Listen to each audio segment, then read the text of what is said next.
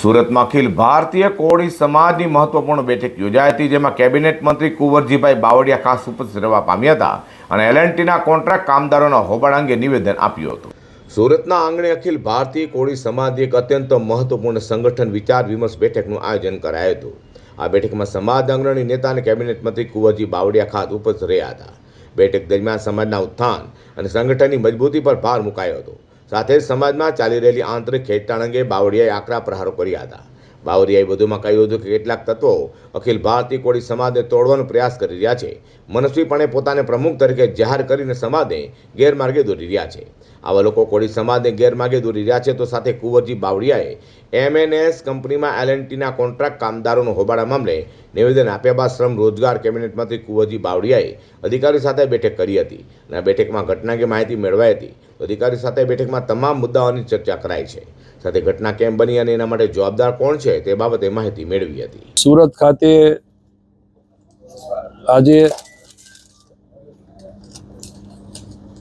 ગુજરાત, મધ્યપ્રદેશ, રાજસ્થાન, ઉત્તર પ્રદેશ અને દિલ્હી આ સાતે રાજ્યોમાંથી અખિલ ભારતીય કોળી સમાજના અમારા સંગઠનના હોદ્દેદારો અને ગુજરાતના અહીંથી ભાઈ ચંદ્રવદનભાઈ, અમારા સાંસદ ઉમેશભાઈ અને લગભગ 12 જિલ્લાઓમાંથી સમાજના વરિષ્ઠ આગેવાનો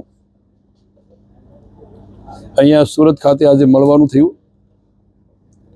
ખાસ કરીને સમાજના આ અખિલ ભારતીય કોળી સમાજના સંગઠનમાં ક્યાંક દ્વિધા ઊભી કરવા માટેના કોઈ થોડા લોકો પ્રયત્ન કરી રહ્યા છે. સંગઠનના બંધારણની જોગવાઈ મુજબ જે કંઈ અત્યારે દિલ્હી કોર્ટમાં અને રજિસ્ટ્રાર કચેરીમાં ચાલી રહ્યું છે એનો જે નિર્ણય આવે ત્યાં સુધી આ સંગઠન એ જે છે એ સ્થિતિમાં કામ કરી રહ્યું છે. ક્યાંક લોકો આ સંગઠનના નામે નવી નિમણૂકો આપીને આ સમાજને ગુમરાહ કરી રહ્યા છે, એમાં કોઈ તથ્ય નથી. અત્યારે હું અને અમારી આખી ટીમ છે એ બધા કાર્યકારી અધ્યક્ષ તરીકે નવું સિલેક્શન અથવા ઇલેક્શન આ સંગઠનના બંધારણ મુજબ ન થાય ત્યાં સુધી આ જે છે સ્થિતિમાં કામ કરશે.